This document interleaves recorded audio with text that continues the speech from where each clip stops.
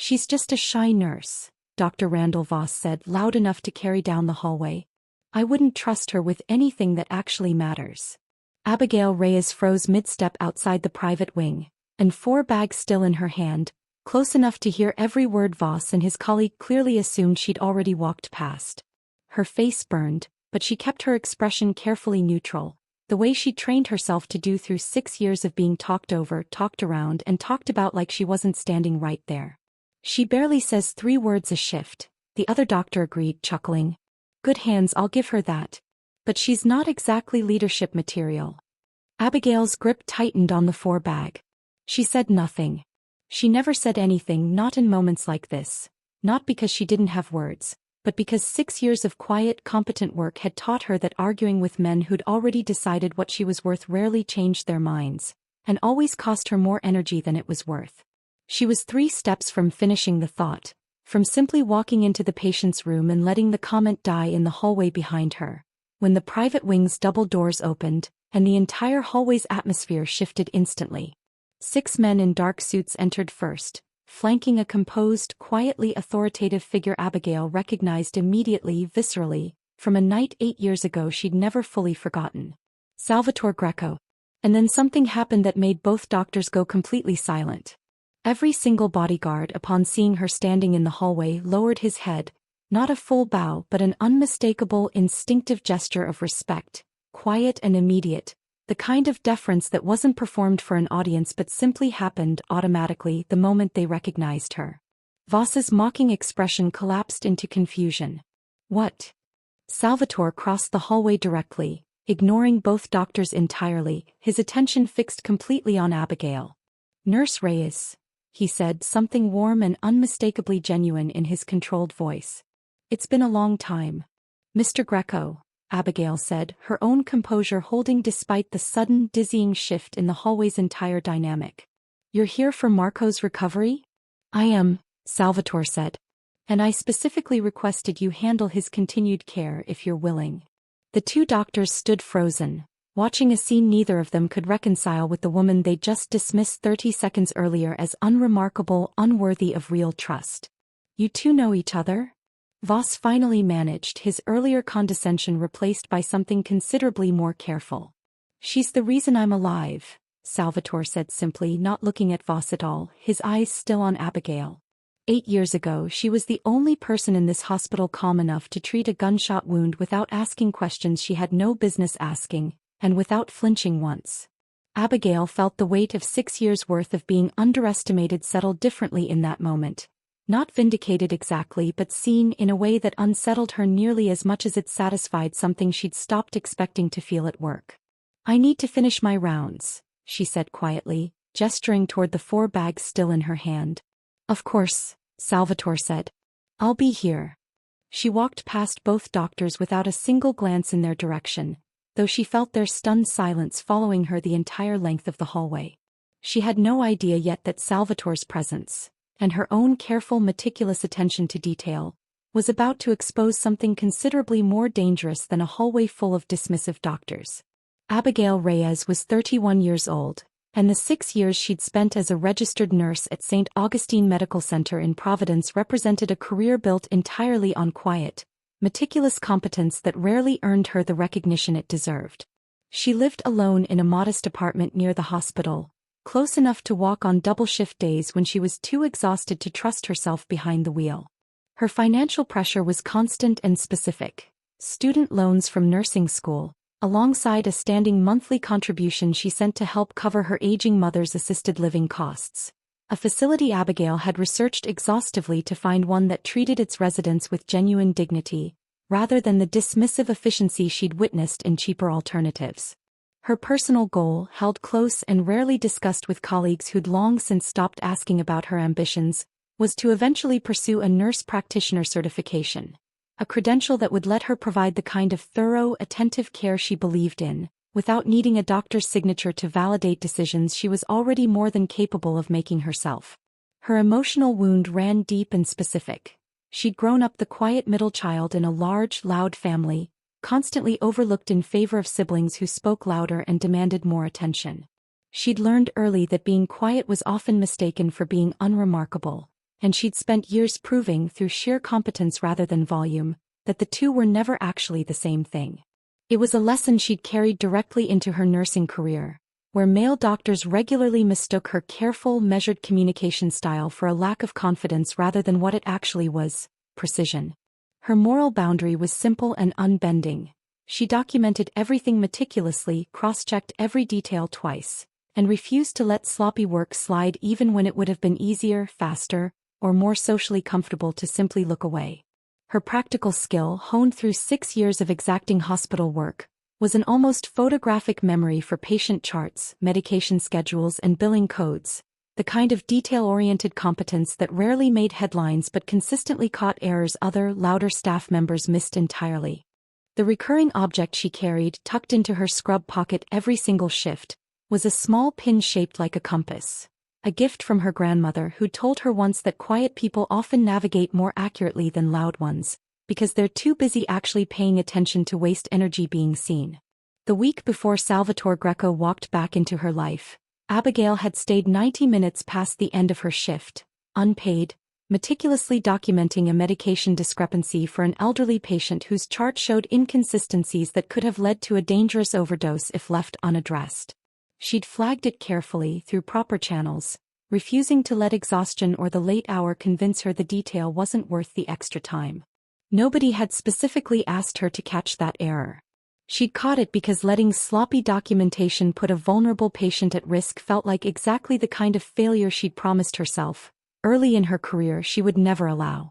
That same instinct, meticulous, unglamorous, entirely without calculation, was exactly what had made her, 8 years earlier, the only nurse calm enough to treat a bleeding, dangerous stranger without asking questions that weren't hers to ask.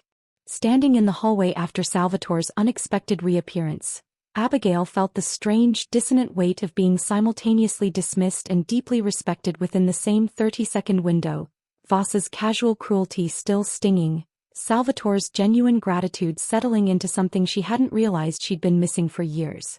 She finished her rounds mechanically, her mind still turning over the encounter, and found Salvatore waiting exactly where he'd said he would be, patient and composed near his associate's room. "I meant what I said," he told her quietly. "I want you specifically overseeing Marco's recovery.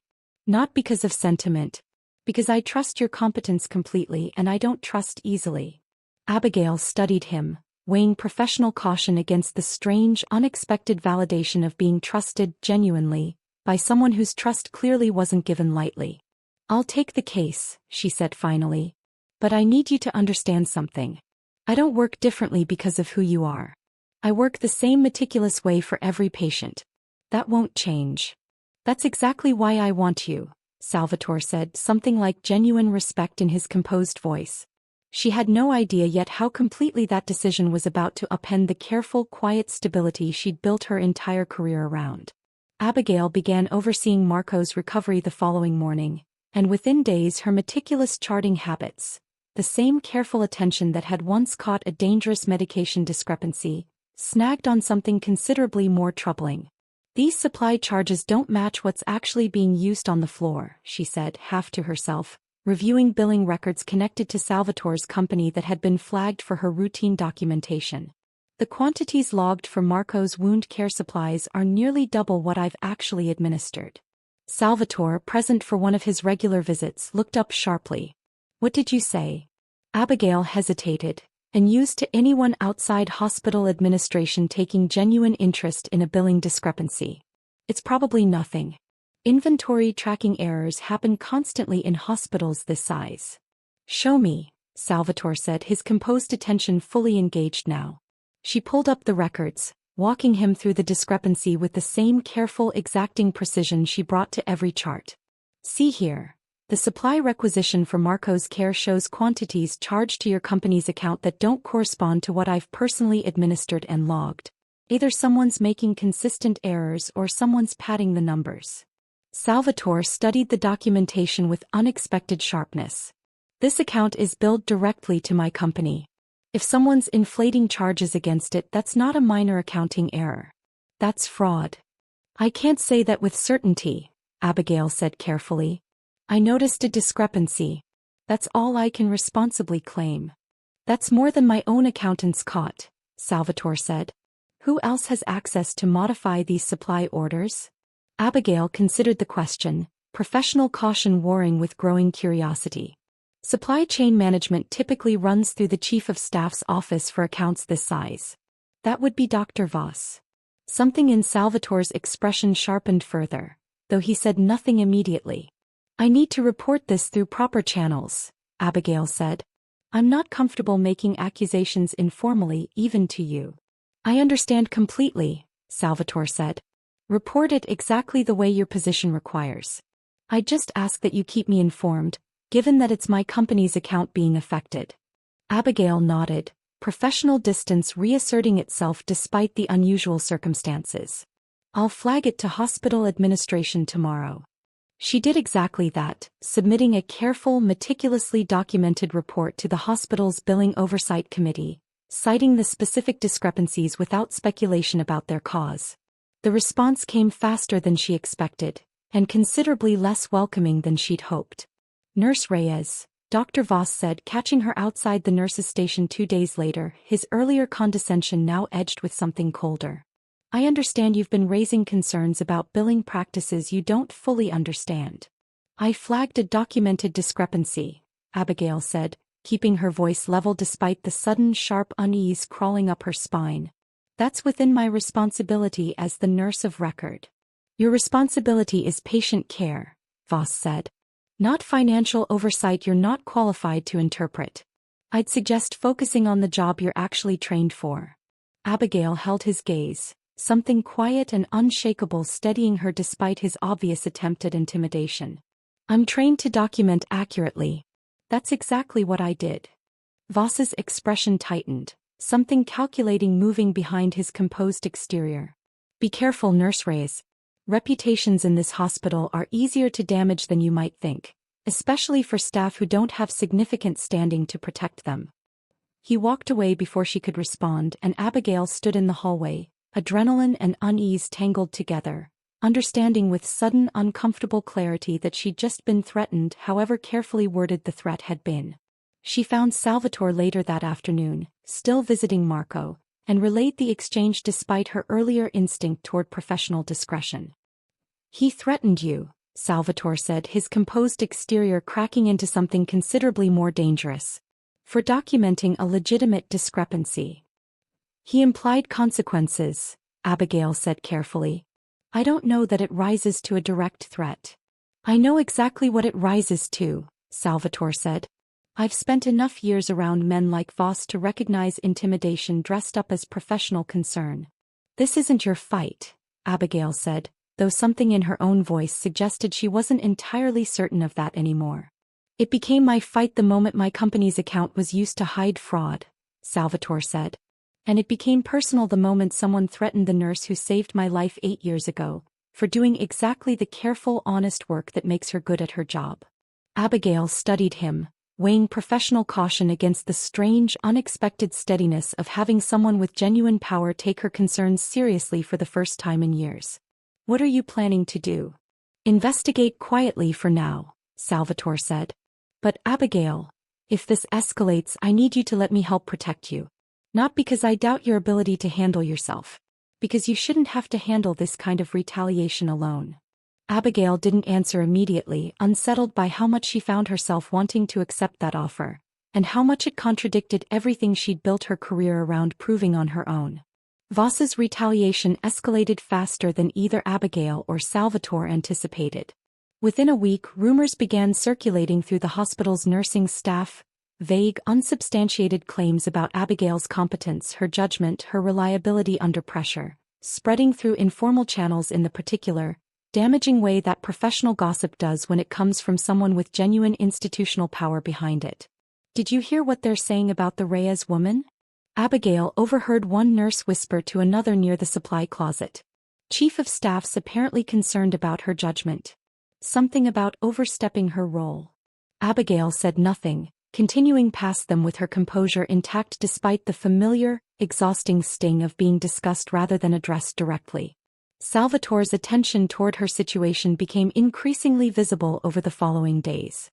He requested her specifically for every aspect of Marco's continued care, his presence at the hospital growing more frequent, his own investigation into the billing fraud proceeding quietly through channels Abigail wasn't fully privy to. "You're drawing attention," she told him, finding him in Marco's room during one visit. "People are starting to ask why you're here so often." "Let them ask," Salvatore said. "I'm not interested in hiding legitimate concern about fraud against my own company." The external consequence arrived within the week. Hospital administration announced, without much explanation, that Abigail was being reassigned off Marco's care and moved to a different floor entirely. A transfer that carried none of the formal justification typically required for staffing changes of that kind. "This is retaliation," Abigail said, standing in the hospital administrator's office, her carefully maintained composure finally cracking under the weight of an injustice too blatant to ignore. "I documented a legitimate discrepancy and now I'm being punished for it." "This is a staffing decision," the administrator said, visibly uncomfortable but unwilling to contradict whatever pressure had clearly been applied above her. Nothing more. Abigail left the meeting furious and unsettled, understanding with sudden clarity exactly how much institutional power Voss actually held, and exactly how little her own meticulous, careful competence mattered against it. She called Salvatore that evening, her composure finally, fully cracking. "They reassigned me off Marco's case. No real explanation. Voss is punishing me for reporting the fraud, and there's nothing I can do about it through normal channels." Salvatore's response was instant, sharp with controlled fury. "I'm coming to the hospital tomorrow. This ends now. Salvatore, I don't need you fighting my battles." "I'm not fighting your battle," he said. "I'm addressing fraud against my own company, using an administrator who's clearly willing to abuse her authority to protect the person responsible. Those are related, but they're not the same thing." The consequence of Salvatore's growing involvement escalated further within days. Abigail returned home from a late shift to find her apartment door unlocked. She was certain, absolutely certain, she'd locked it. Nothing dramatically disturbed, but her work bag left briefly by the door that morning, rifled through, patient documentation she'd brought home for careful review missing entirely. She called Salvatore immediately, adrenaline cutting through her exhaustion. "Someone broke into my apartment. Took files connected to the billing discrepancy." Salvatore's alarm was immediate and absolute. "Don't stay there tonight. I'm sending a car." "This is escalating exactly the way I was afraid it would," Abigail said, fear finally breaking through her professional composure. "Voss is trying to eliminate the evidence and intimidate me at the same time." "I know," Salvatore said, genuine regret unmistakable in his voice. "I should have insisted on protection sooner. I'm asking you now, please, let me arrange security while we finish exposing this properly." Abigail's instinctive independence flared, the same fierce self-reliance that had carried her through years of being underestimated. "I don't want to disappear into hiding. I have shifts. Patients depending on me." "I'm not asking you to disappear," Salvatore said. "I'm asking you to let me keep you safe while you keep working exactly the way you've earned the right to. You keep your shifts. Your independence. I just need to know you're not walking home alone to an apartment someone's already broken into once." Abigail stood in her disturbed apartment, staring at her rifled belongings, weighing genuine fear against her fierce reluctance to accept protection that felt uncomfortably like an admission of vulnerability she'd spent years refusing to show. "If I accept this," she said finally, "it's on my terms. Keep my shifts. I keep working the way I've earned the right to work. This isn't permission for you to manage my life." "Agreed," Salvatore said without hesitation. "Whatever you need." She packed a small bag under the watchful eye of Salvatore's driver 20 minutes later, her grandmother's compass pin still fixed carefully to her scrub pocket, and didn't look back at the apartment she'd called home for years. Whatever came next, there was no simple path back to her ordinary, careful independence anymore. The secured residence where Abigail now stayed under Salvatore's protection felt, over the following days, increasingly less like a temporary safe house and more like a strange, complicated second home neither of them fully acknowledged out loud. Scene 1 came the next morning, practical and immediate. Abigail found Salvatore's elderly bookkeeper, a gentle, meticulous man named Antonio, struggling to reconcile a stack of financial records at the kitchen table, his hands trembling slightly with the particular exhaustion of decades of careful work.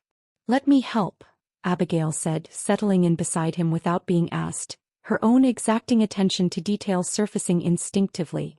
"You don't need to trouble yourself with this," Antonio said, though his relief at the offer was visible. "It's not trouble," Abigail said. "I like careful work. It's the same instinct that got me into this whole situation in the first place." Salvatore, watching from the doorway, said nothing, but something in his expression shifted, watching her patience with Antonio unfold naturally without performance. Scene 2 arrived 3 days later, an argument sharper than either expected.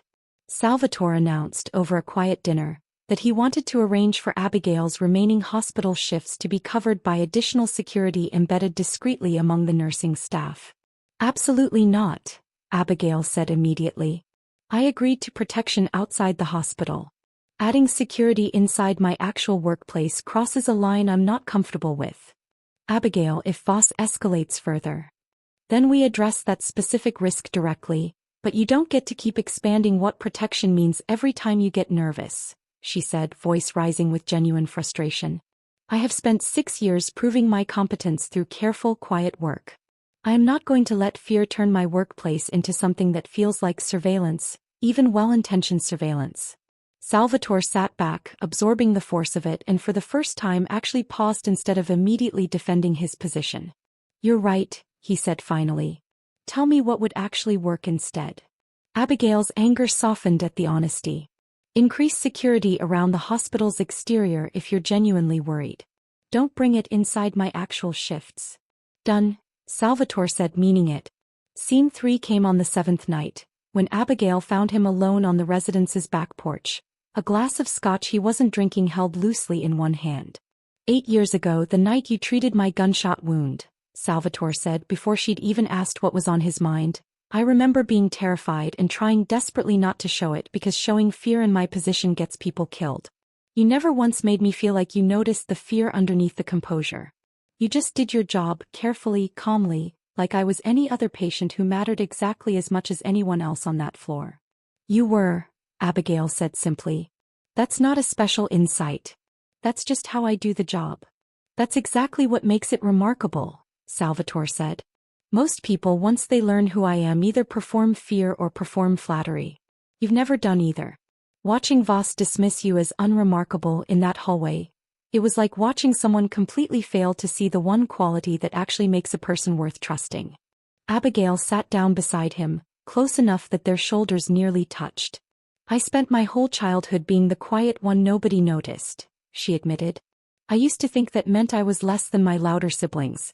It took years of nursing to understand that quiet and unremarkable were never actually the same thing. Some days I still forget that lesson, especially around men like Voss." "You shouldn't have to keep relearning it," Salvatore said, something raw and unguarded moving across his face. "You should just be believed the first time by people who actually pay attention." "That's a nice thought," Abigail said. "It's just not usually how the world works for people like me." "Maybe not usually," Salvatore said quietly. "But I'm paying attention now." They sat in silence that wasn't uncomfortable, the evening settling around the porch, and something passed between them that wasn't yet spoken but was undeniably present. Two people who'd both learned, through different kinds of being underestimated, exactly how much courage quiet competence actually required. It was Antonio who broke the moment, appearing at the porch door, a stack of papers in hand, expression tight. "Salvatore," he said. "I finally matched something in these financial records. Voss's handwriting. It's on a supply order form connected to the fraudulent billing. But I also found something else. It matches notes I'd seen before in Marco's patient chart from early in his recovery." Abigail's brow furrowed. "Voss wrote directly in Marco's chart?" "A brief clinical note weeks ago," Antonio said. "I remember it because it seemed unusual for the chief of staff to personally annotate a routine chart. I didn't think much of it at the time." Abigail's mind, sharpened by years of exacting attention to documentation, immediately pulled up the specific memory. "I remember that note too. I can compare the handwriting directly. I have an almost perfect memory for chart annotations.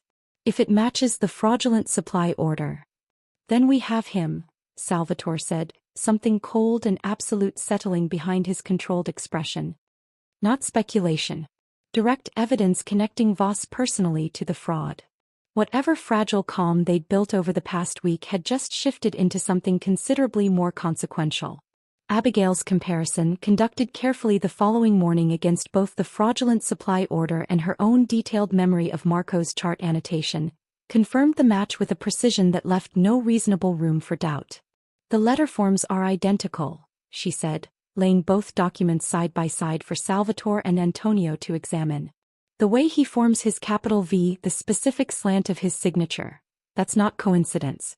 Dr. Voss personally authorized fraudulent supply orders using the same handwriting he used in Marco's chart. This is enough to bring to hospital administration formally, Salvatore said, studying the evidence with grim satisfaction. Not just a discrepancy anymore. Direct documentation. But Voss, apparently sensing the net tightening, moved faster than anyone anticipated. That same afternoon, Abigail received an urgent call from a colleague still working her old floor. "Abigail, you need to know," the colleague said, voice tight with unease. "Voss called an emergency meeting with the nursing supervisors.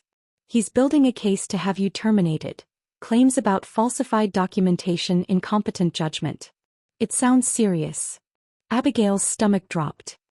"He's trying to discredit me before the fraud evidence becomes public."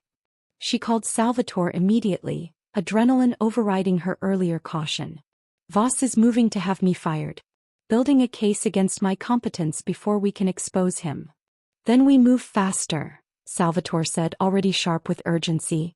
"Bring everything to the hospital board directly, tonight if possible. We can't let him get ahead of this." But the situation escalated before they could act. Voss, apparently anticipating exactly this response, confronted Abigail directly outside the hospital's records department that evening, his earlier composed condescension replaced by something considerably more dangerous. "You've caused me a great deal of trouble," he said, blocking her path with quiet, controlled menace. "A nurse who can't stay in her lane, feeding information to a man with more money than sense." "I documented fraud," Abigail said, backing carefully, calculating distance and exits with the same steady instinct she brought to every crisis. "That's not overstepping. That's exactly what my job requires." "Your job requires patient care," Voss said, closing the distance. "Not financial investigation.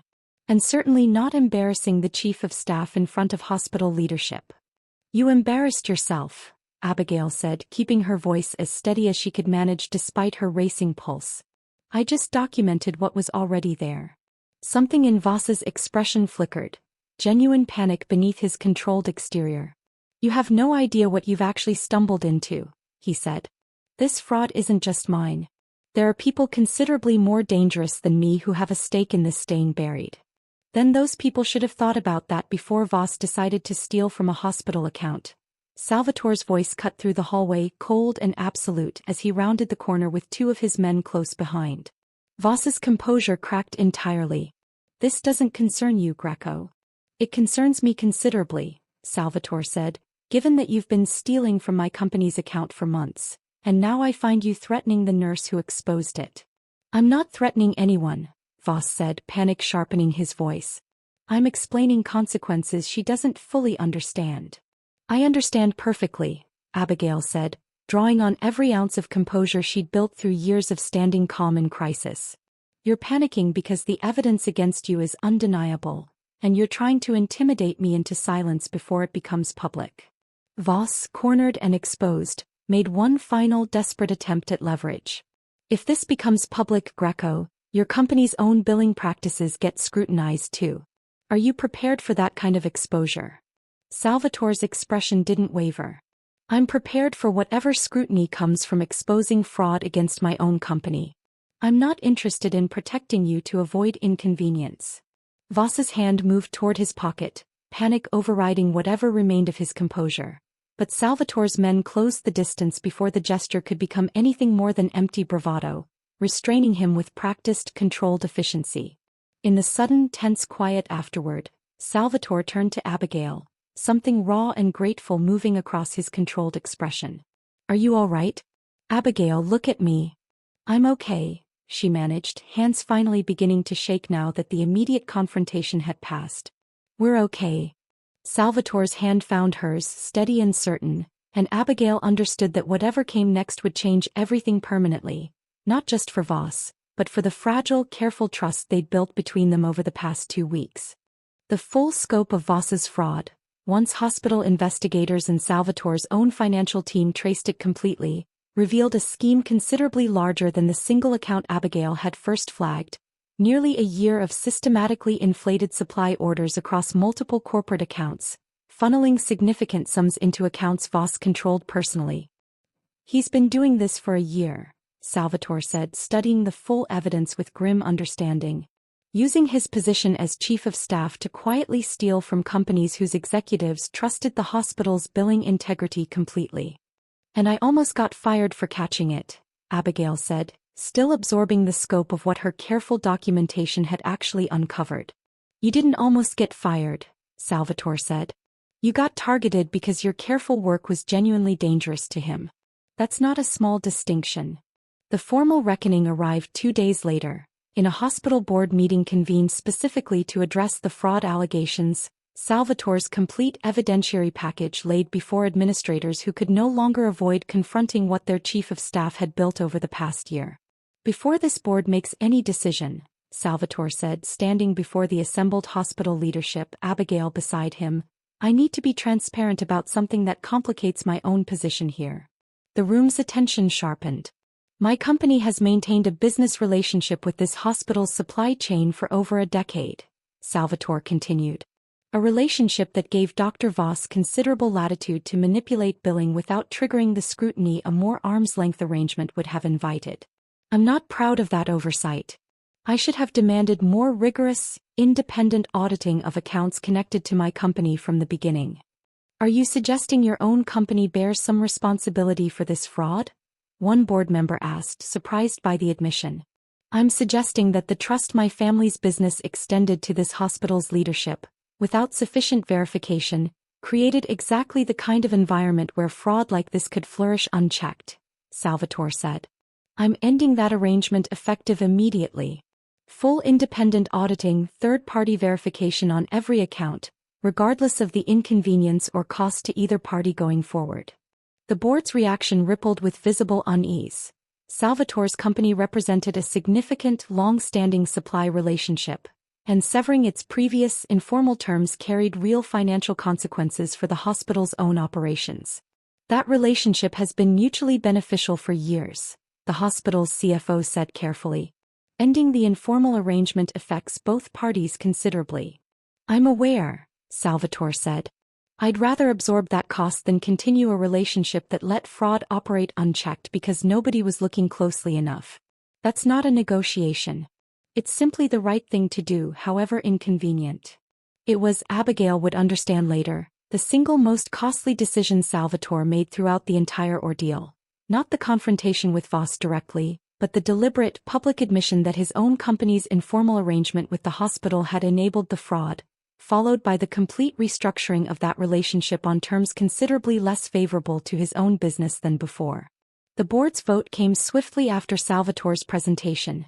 Abigail's meticulous documentation, the billing discrepancies, the handwriting match, the detailed timeline of Voss's escalating intimidation, leaving no reasonable path forward except Voss's immediate termination and formal referral to the state medical board for further investigation. Voss, present for the board's decision, made one final, desperate appeal. "I've served this hospital for 15 years. You're going to end my entire career over the word of a nurse and a mafia boss with his own financial interests at stake. We're ending your career over documented evidence of fraud, personally authenticated through your own handwriting," the board chair said. "Mr. Greco's disclosure about his company's relationship, if anything, demonstrates considerably more integrity than you've shown throughout this entire investigation." Voss was escorted from the meeting, his composure finally, completely collapsed, and the board moved swiftly to formalize both his termination and the medical board referral that would likely end his ability to practice at any hospital again. The aftermath settled slowly over the following days. Salvatore's company absorbed the financial cost of the restructured, more rigorously audited supply relationship exactly as difficult as the CFO had warned, reduced flexibility, increased administrative overhead, a noticeably less favorable arrangement than the informal trust that had existed before. You gave up a significant business advantage, Abigail told him, finding him in his office 3 days later, exhausted in a way she hadn't seen from him before. I gave up exactly what needed to go, Salvatore said. That informal trust let Voss steal for a year without real scrutiny. I'm not interested in preserving a business advantage that only functions because nobody's looking closely enough at what it enables. Why does that matter so much to you? Abigail asked, needing to understand fully. You could have quietly ended your company's involvement without the public admission. Protected your business's reputation while still exposing Voss. For years I told myself that discretion was the same thing as integrity, Salvatore said. That handling things quietly, protecting my company's standing, mattered more than full transparency about my own role in what happened. Watching you get dismissed in that hallway, watching Voss try to discredit your careful, honest work because it threatened his fraud, that taught me something I should have understood a long time ago. He met her eyes directly. Quiet competence, the kind you've shown throughout this entire situation, deserves the same respect as loud confidence. I can't ask this hospital's board to hold that standard for you if I'm not willing to hold it for myself, publicly, even when it costs my own company something real. Abigail was quiet a long moment, weighing everything he'd admitted against the fierce independence she'd fought to protect throughout this entire ordeal. I need you to understand something too, she said finally. I'm not interested in staying close to you because I feel like I owe you anything for exposing Voss or protecting me or any of it. I documented a fraud because letting it slide felt dishonest. I'm not going to let gratitude replace something that has to be chosen freely, not even for you. That's exactly what I want you to understand too, Salvatore said. Whatever you choose next, it has to be entirely yours.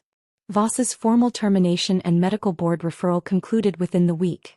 The evidence Abigail had assembled, the billing discrepancies, the handwriting match, her own precise, detailed documentation of his escalating retaliation, leaving no room for his earlier scheme to survive scrutiny. You didn't have to present your findings so thoroughly, the hospital's new interim administrator told her afterward. A less detailed report would have been sufficient. He tried to discredit 6 years of careful work to protect his fraud, Abigail said simply. I wasn't interested in leaving any room for doubt. Salvatore found her afterward in the hospital's quiet garden courtyard, autumn light cutting across the space where she'd occasionally taken her breaks throughout the ordeal. It's over, he said. Voss is gone. The supply relationship's fully restructured. Whatever comes next, it's built on considerably more honest terms than before. How does that feel? Abigail asked. Lighter than I expected, Salvatore admitted. I spent years believing that discretion protected everyone involved. Watching you insist on documentation, on precision, on doing things thoroughly even when it would have been easier not to, I think I finally understand what integrity actually requires. 3 weeks later, Abigail returned to her original floor, formally reinstated with an official apology from hospital administration and, more meaningfully, a newfound respect from colleagues who'd once dismissed her as unremarkable. I owe you an apology, one of the doctors who'd mocked her in that first hallway encounter told her privately, visibly uncomfortable. What I said that day was unfair. I didn't know you and I judged you anyway. Thank you for saying that, Abigail said, and meant it, though the years of being similarly dismissed didn't simply evaporate with a single apology. Salvatore had offered her, more than once, a position within his company's operations. Generous, secure, considerably removed from the exhausting, thankless dynamics of hospital politics. She turned it down every time, gently but firmly, exactly as she'd promised herself she would. You could leave hospital work behind entirely, he said one evening, finding her reviewing patient charts at her small kitchen table.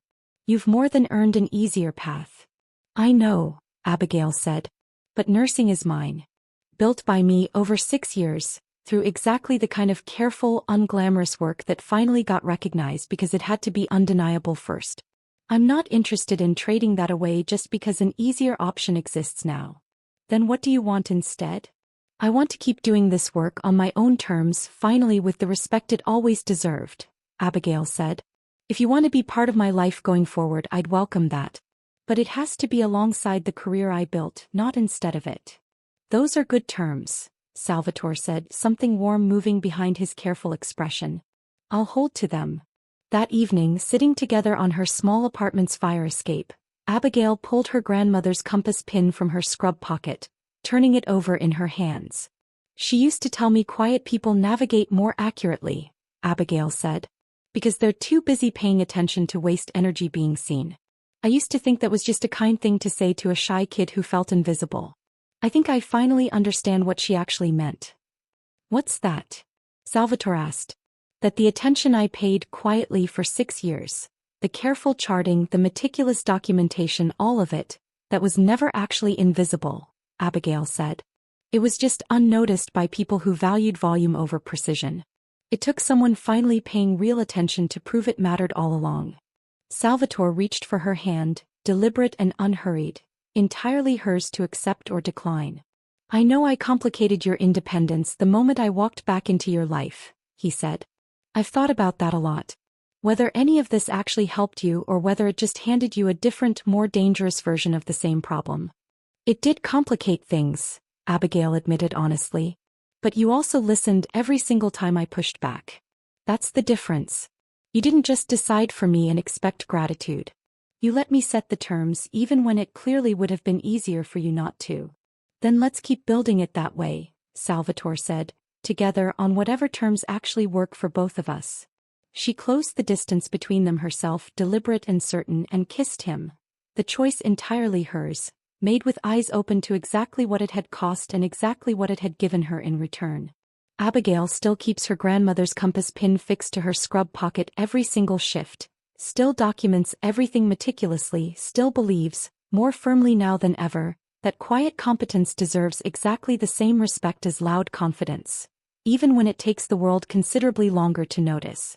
If this story stayed with you, I want to know what you think. Was Abigail right to keep speaking up even after being mocked and undermined, or should she have stayed quiet to protect herself from the retaliation that followed? Tell me your honest answer in the comments and why you believe it. If stories about quiet strength finally being seen resonate with you, subscribe. The next one is coming soon.